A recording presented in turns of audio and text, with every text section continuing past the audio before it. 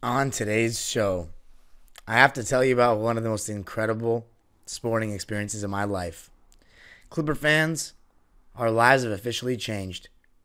A historic night and more on today's Locked On. I can't believe what world I was in last night, Clippers.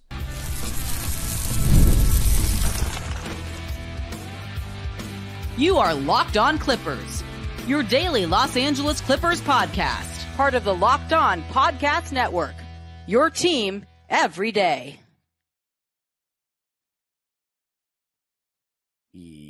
Yes, sir. You were locking in with the Clips. Thank you for making Locked On Clippers the first listen of your day. Your team every day. I'm your host, Darian Vaziri, born and raised in LA and entering my 20th season as a Clipper fan. You can also follow me on Twitter and Instagram at DimeDropperPod and subscribe to my own YouTube channel, Dime Dropper, where I had the most thorough tour of the game experience that you could think of on Monday night, and so many fans were featured in the video. I'm going to mention that in a second. And also Locked On Clippers, free and available wherever you get your podcasts, including YouTube. All things Clippers. Subscribe on YouTube. Hit the notification bell so you know every single time we post a video. And this episode is brought to you by Game Time. Game Time is the best place to get great deals on last-minute tickets. Just download the Game Time app, create an account, and use code LOCKEDONNBA for $20 off your first purchase. In this episode, I'm going to be giving my reaction to last night first. And then we're going to talk about the on-court stuff. And then some sleepers. Some sleepers for guys that can make an impact for the Clippers this season and kind of change the ceiling of this team. But let's talk about the most obvious thing that we need to talk about. Last night was historic. A night I'll never forget for the rest of my life. The parking situation, that's the only con I have. $50 to $60 in the West Garage, which is the garage right by the arena. If you want to, save money, you're going to have to do a little bit of work and either go on some kind of app or circle around the arena. But it was just breathtaking. And you know what the best part about it was? It felt like outside of the few people wearing a Mavs jersey, I saw two Laker jerseys. One was Kobe, one was Jerry West. And then overall, I saw about 5 total, which is less, honestly, than your average Clipper game at the Staples Center, believe it or not. It was basically all Clipper fans. It was a true celebration of what this building is. And I just kept looking at fans, and I interviewed so many fans, and I just want to say, so many of you, that was an all-time record of people that came up to me, and so many that I'd never even seen before that said, we love you, your show, we listen to your show, all that. I mean, guys, I cannot put it into words how much it means. Like, it really is the most special thing ever. I'm blessed to do this. And I just want to give all of you a voice. Like, truly, this platform, Locked On Clippers, is where I give my voice. Dime Dropper, same. But also on Dime Dropper, I love to give all you a voice. So it's truly special, and it means the world to me. And again, that's all season long. Don't think that's just a first game of the Intuit Dome kind of video. Every single game, I want your thoughts. But every single person I talked to just seemed to be in awe of what this was. It was so spacious. The walls, honestly, like the rafters, the walls, it feels kind of empty. It feels like it needs to be branded more. But I feel like we have to wait, and we should wait for us to accomplish some things, have some special nights in that building to fill those walls. Because right now it's brand new, and it feels brand new, and it looks brand new. And let's talk first about since this is a podcast where not everybody's a local fan listening, let's talk about what you would notice inside the arena. So, by the way, in the comment section, I want you to let me know how it sounded, how it felt looking at it on TV. Because I've only seen some highlights, and it sounded really good for a preseason game, but I have not, watched the game. And I kind of wanted just to see the first television broadcast in the Intuit Dome in NBA history. And my seat was pretty high. I got a free ticket that the Clippers emailed me for some link last minute to get a free ticket. So I was pretty high. I was in the wall, but I was closer to the top. And honestly, it was a really good thing that I was there, especially for preseason. Of course, during the regular season, if I'm sitting down in a seat in the wall, I would like to be a little closer to the action. But I was almost at the top, and it feels really steep. It looks like you're really far away, especially if you take a picture. But when you're actually there, if you sat at the 300 level at Staples Center, it's night and day. It's so much closer at Intuit Dome. And the way the stadium is built, you're over the court. When I was standing in the supporters section, it literally felt like we were over the court, over the three-point line. It's truly special. By the way, that supporters section deal is the best in the league. If you can just tolerate, standing up when the ball's in play and then, resting on the chair during the timeouts, you should absolutely do it if you're a diehard Clipper fan that wants to be loud. Of course, you're going to be with people that are going to be loud all game, but it truly is a great deal, and it's going to be so sick this year because the way they're doing it makes a lot more sense. At the Staples Center, we were in section 207, so not even in the 100 section behind the basket. This supporter section this year in the wall is the heart of the wall, right behind the basket, where you can clearly see them on the court and in the television broadcast. It just makes way more sense. And they looked a lot more synchronized too, and it's obviously a lot bigger. But I know they're still recruiting as well. They're going to be sending emails all year, so go for it. And I will be back there one day. This year won't be that year, but I'll be back there one day. Now, as I said, you're so much closer to the action.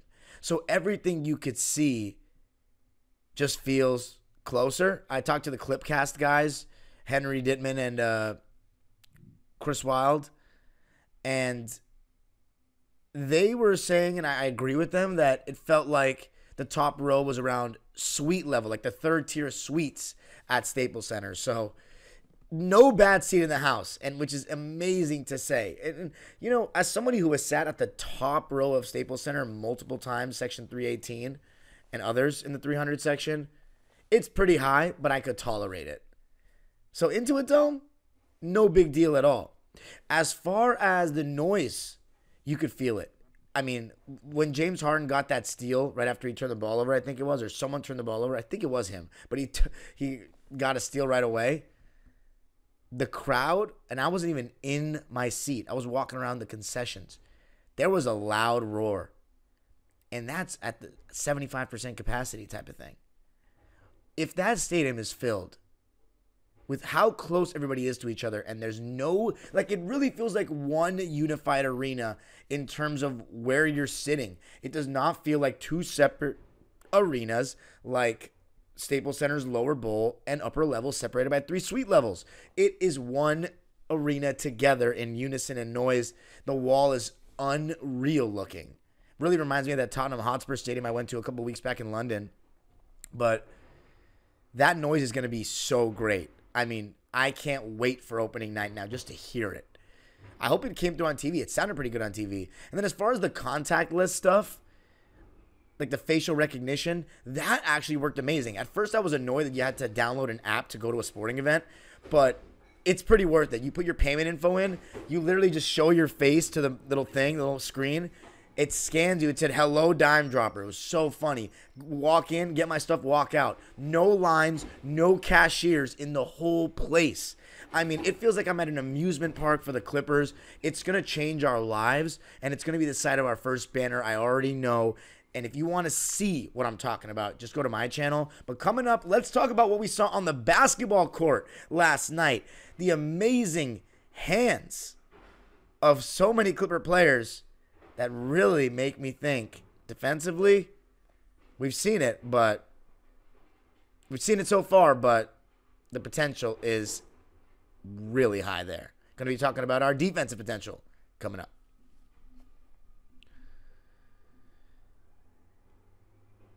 I got to tell you a little something about Game Time. Game Time is the best place to get great deals on last-minute tickets, and I have a story for all of you. I finally used Game Time, but I'm an absolute idiot, definitely the dumbest person on the planet, because I didn't even use the promo code. But you don't be like me and actually use the promo code, because I got a really solid deal on Game 1 of the NLCS Dodgers versus Mets, and I'm definitely going to use Game Time again. So I finally actually used it. And here's the thing about Game Time.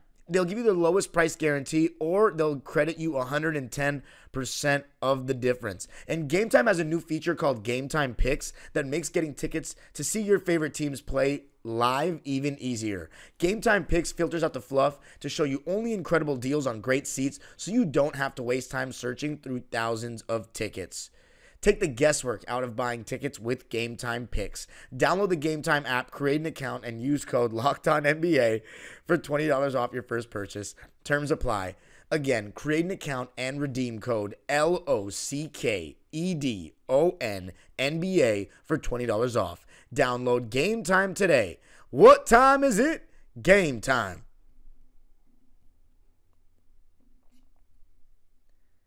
All right, Clipper Nation, a historic night. Obviously, the game was secondary to everything that was actually going on, but there were some really good things in the game as well. We're 3-1 in the preseason now. Got a win against the Dallas Mavericks. Of course, no Luka Doncic, no Kyrie Irving. It was 110-96. We were actually down most of the first quarter, but then slowly but surely took it up a notch. And first game of the Intuit Dome, we didn't shoot too well from three, 27%, but we shot 51% from the field. So pretty efficient night there. And I think the standout was our incredible defense.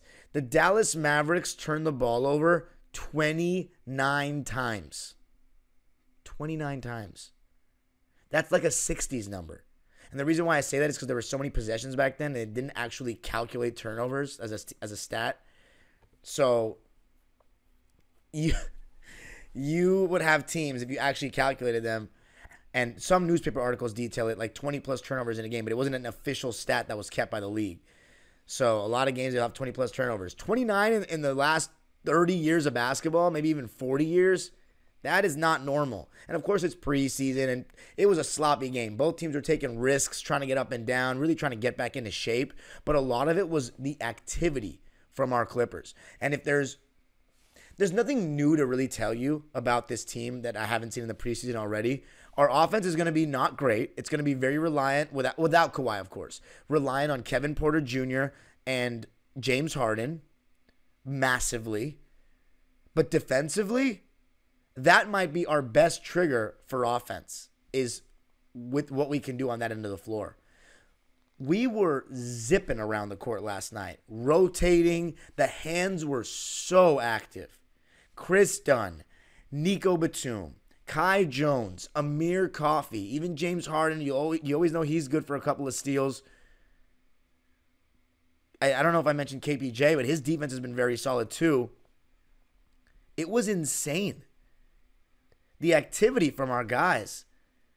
We can really be a swarming defense. And with how much we're going to struggle in the half court offensively, and we are going to struggle. If James Harden's having a rough shooting game without Kawhi, we are most likely losing that game, unless our only hope is that we stay in these games with lockdown defense and the ability to force turnovers and then get out and run. Because James Harden said it after the game, we have some real athletes on this team. And we need to find a way, whether it's, I think he honestly is better than a two-way contract. If we can get PJ Tucker off this team, and then I'm going to talk about Bones Highland in tomorrow's episode, because the fact that he didn't play at all concerns me a bit, because he was actually at the arena. And I'm having Adam Osland, our radio host, come on to do a little collab again. Might be the busiest man right now in Clipper Nation. I mean, he may have overtaken me. The season's about to start, Adam. I can't let that happen. But no, I'm kind of just playing. He actually has to do every game. Although so do I. So I don't know. Not everything's a competition. Except if you're me. Anyway.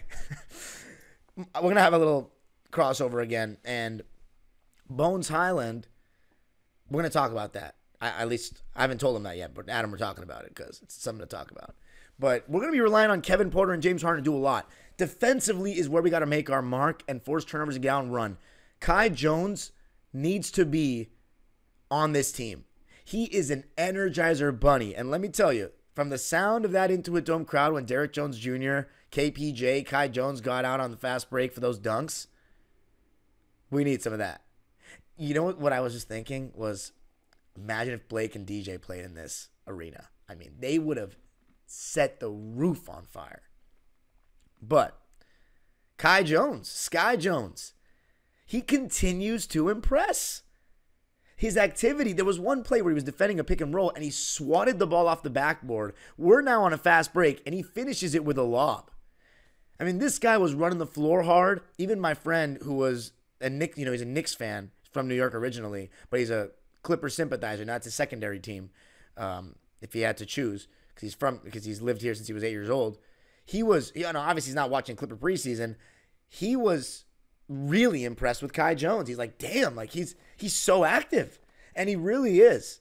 He really is. He's super raw still, but having that athlete around the rim that can get highlight blocks, that can run the floor, be a vertical threat. When was the last time we had a vertical threat? I don't consider Mason Plumlee at this age much of a vertical threat. He can catch some lobs, but I'm talking throw it up to las estrellas and just see him go up there and get it. And Kai Jones can absolutely do that. Now, as far as the other guys and their activity defensively, I thought Amir Coffey was super active. Super active. And he missed some shots on the fast break. But here's the thing about Amir. He's much better in transition to me than he is in the half court. So he's got to still just get up and down.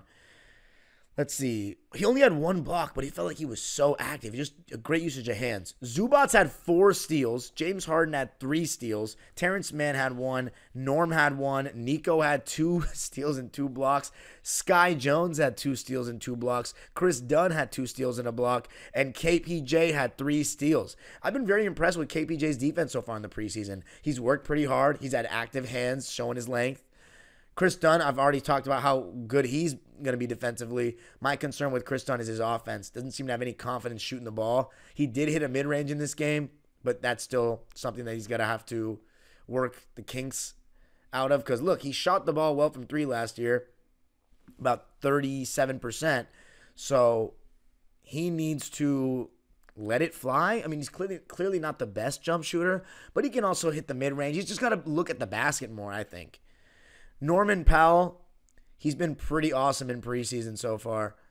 In this game, he had 13 points and 3 assists to go along with a steal on 4 for 8 shooting. My one con for the Clippers is we turn the ball over too much. As I said, it was a lot of just getting up and down and taking risks. 19 turnovers as a team, 6 of those from James Harden. So I want to say, I actually thought James Harden was pretty good. It's just he's turned the ball over way too much in preseason. But I love this. The formula for trying to maximize some of these athletes like Derrick Jones, Terrence Mann, Amir Coffey, Kai Jones, because these guys want to get out and to even Kevin Porter Jr., he wants to get out and run. When we get a rebound, find Terrence and push, or better yet, find Harden for that hit-ahead pass. He's been throwing some outlets off of made baskets so far in this preseason. And James is one of the best passers still in the league. You don't want to limit him, honestly, by just making him pass in the half court in the pick and roll setting. He might not want to sprint up the floor, but I think James is more willing to push pace than Kawhi, I think. But those hit-ahead passes, those outlet passes, that's how we can really use James Harden's skill set and kind of maximize it. Because offensively in the half court, we're going to rely on him insanely. So you're going to maximize it there, but how else can you maximize it? Use him as your trigger man, as your break starter, because he can throw accurate passes up the court. And you saw that in this game. He had a double-double. And by the way, because it was the first game of the Intuit Dome, I got to give a shout out to the coaching staff. They let Zubats, James Harden, the starters play in the second half. And by the way, the starting lineup, we're going to be talking about it, but it's been made official without Kawhi, which pretty much ensures that Kawhi won't be opening up the Intuit Dome. And it's Derek, Zoo, James Harden, Terrence Mann, and Norman Powell. So I'm going to be talking about that with Adam on Wednesday. But Terrence Mann in this game, quiet but active. No, I don't think he did anything wrong. 6 points, 2 rebounds, 1 assist, 1 steal on 3 for 3 shooting. So we'll take 100%. Had that nice reverse layup where he had a little pass fake before it. James Harden did not shoot well, but he had a double-double. 10 points, 12 assists, 3 steals. I mentioned the turnovers already. He was 3 for 12 from the field and 2 for 6 from 3. So not the best shooting game for Harden, but he came out aggressive, and that's what we're going to need from him. 2 for 2 from the line. Zubats, I actually really, really liked the effort in this game, almost like they were listening to the show, for them to actually throw the ball to Zoo several times on the low block, mainly that left block. And it was good to see him get to his jump hook and put some pressure on the defense. And I think the biggest thing with the team in regards to Zoo is, okay, he misses 1 or 2 jump hooks. That's not the end of the world. You got to keep feeding your big man. Otherwise, he's going to lose confidence. And we know that if it's a Zubac, his confidence can be very wavering at times. So, Zoo, he had a double-double as well. 11 points, 12 rebounds, 1 assist, 4 steals, and no turnovers. Shout out to Derrick Jones Jr., Chris Dunn, and Ivica Zubac for having no turnovers and playing double-digit minutes, because everybody else that played double-digit minutes had at least 1 turnover. Derrick Jones Jr., I thought he was really solid as well. And just, again, him getting up the court, him being that vertical threat, getting ready to throw it down, that's going to be fun for us because we've so desperately lacked this in the 2-1-3 era. And defensively, he's very good as well. 12 points, 4 rebounds, 1 block, 6 for 11 from the field. He was 0 for 3 from deep, though. But let me just finish off by saying this. Jeff Van Gundy's imprint on this team and the personnel that's defensive-minded is making its mark.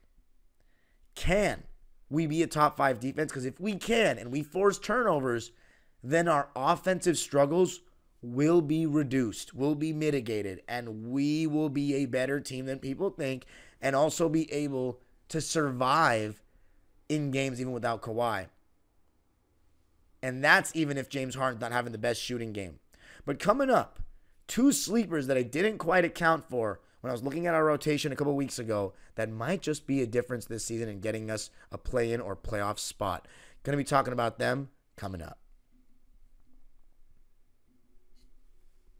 I got to tell you a little something about FanDuel.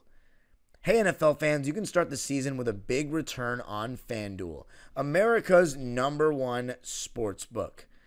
So when you get a hunch in the middle of the game, you can check out the latest stats, view live play-by-play, and so much more on the same page where you place your bets. You'll get started with $200 in bonus bets guaranteed when you place your first $5 bet. And this week we got Broncos at Saints. The Broncos are -2.5 for that. My Rams get back in action against the Raiders. Oh, Raiders coming to town. That's going to be a lot of Raider fans. Rams are -7. Honestly, I don't know about that, honestly. Could be a close game. Then the Chargers are at the Arizona Cardinals. They're -2.5 for that. So you can get all your betting needs over at FanDuel. It's not just NFL either. You can do NBA over there as well. That's FanDuel.com.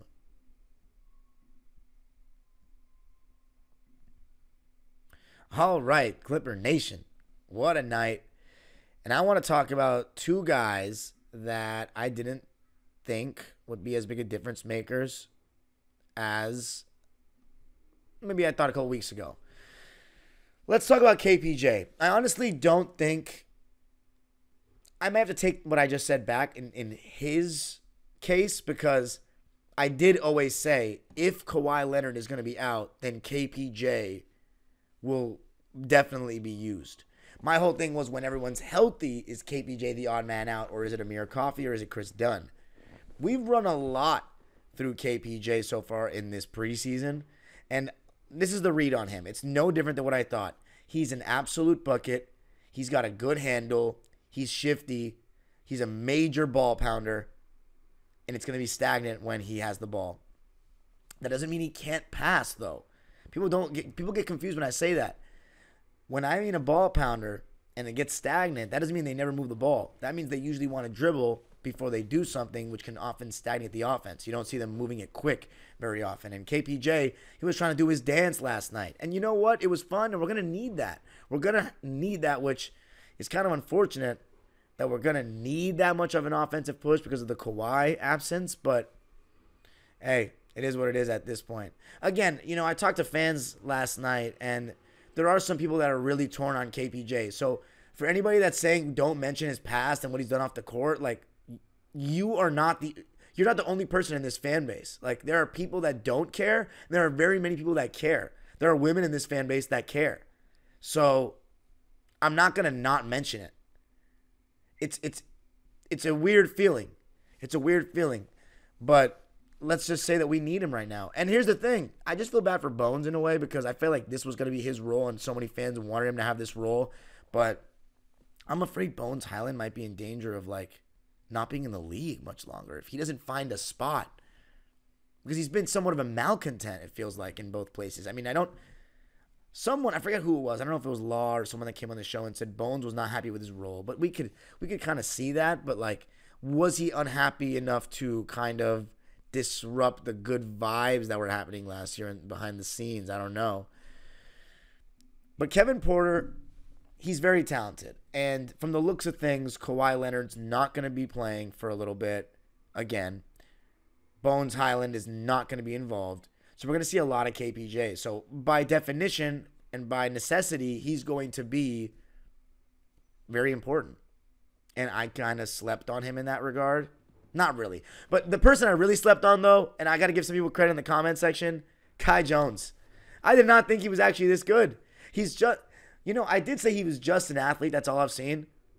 But just an athlete is honestly good enough right now for what we need. We need athletes. We need somebody that can go up to the sky to catch a lob, that can block shots, that, it's the motor, though. It's not just an athlete. It's the motor. He works hard. He wants to be here. He wants kind of this second chance. I'm really loving what I'm seeing from Kai Jones in this game. How about 12 points, 4 boards, 2 steals, 2 blocks on 5 or 6 shooting?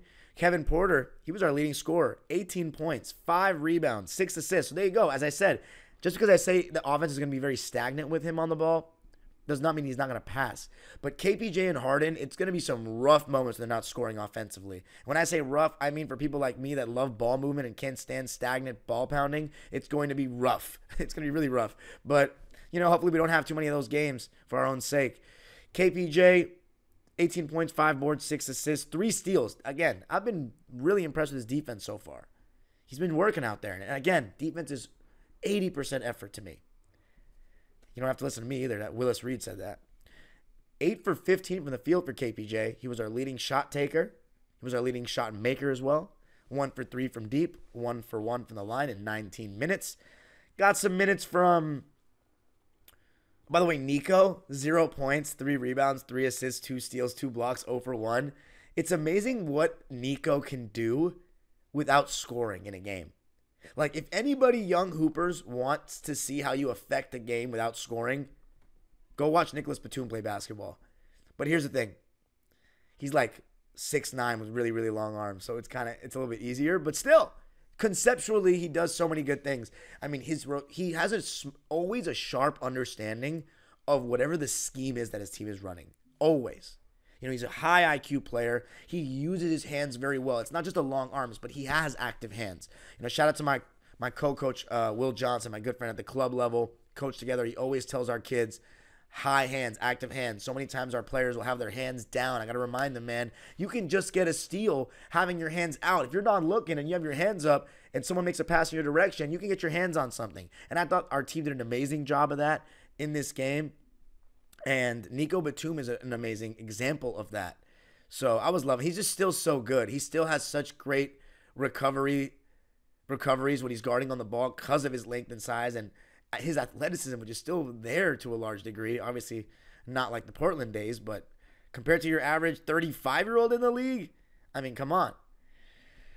Now to end off, wanted to say some words about the other guys that got a couple of minutes. Kobe Brown, Alondes Williams, Cam Christie, Jordan Miller, who was getting some chants from the supporters section. That was great to see. 2 points for Jay Mill, 1 for 2 from the field. Cam Christie, 4 points, 1 rebound, 1 assist and a steal, 1 for 2 shooting, 0 for 1 from 3. Kobe Brown, 2 points, 2 boards, both of them offensive rebounds. So Kobe Brown, he really has a knack for rebounding, but from what I'm seeing so far, I don't think he's a rotation guy right now. He's going to spend some time in the G. I really do wish we had Jordan Miller on the real contract and Kobe on the two-way, but it is what it is. Clippers win it 110-96, but who cares about the result of a preseason game? This is so special. It is so special. I mean, this is here for the rest of our lives. We have our own place. Our own wonderland of Clipper everything. It's the place to be. You got to be there on Wednesday. You got to. It's going to be electric. And I hate that Phoenix Suns team so much that there's no team more perfect than to have for that opening night. Because if for those that are saying, oh, what about the Lakers? The Lakers, you want all their fans coming on the first game? That's going to be a terrible idea. Phoenix, it's going to be... Oh. My only thing is we're not going to have Kawhi, so I don't want to lose to Phoenix, but who knows? Maybe James Harden masterclass first game and everybody else hits shots and the energy of the arena just uplifts everything. By the way, be loud in this arena wherever you're sitting because it's not like the 300s anymore where you feel like you're in a different arena. Everyone can add to this noise, and we're going to need it because Ballmer did this for us. Now let's do something for him and be loud. You can follow me on Twitter and Instagram at DimeDropperPod. Subscribe to my own YouTube channel, Dime Dropper, please, for more things Clippers this whole season. And that video is one of the best I've ever done. Food tasting, reviews of the toilets and all that. Fan interviews all over the place. And, of course, game content and post-game interviews. It was special. And Locked On Clippers, free and available wherever you get your podcast. You already know the drill. Comment your thoughts on what you thought of the first game at Intuit Dome or anything I said in this video. And, of course, if you were there watching on TV, I want to hear how it was on TV.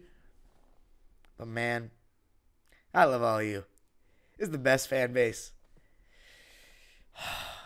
I'm thankful. I was not that excited for this season. I mean, I got to play up the excitement because this is my job. But I was not that excited besides this arena. But now, after seeing how everybody was, just how great the arena is, but how friendly everybody was to me and how many friends I feel like I've met over the years now at these games, it's like I can never be alone. The age-old proverb continues. Go Clippers.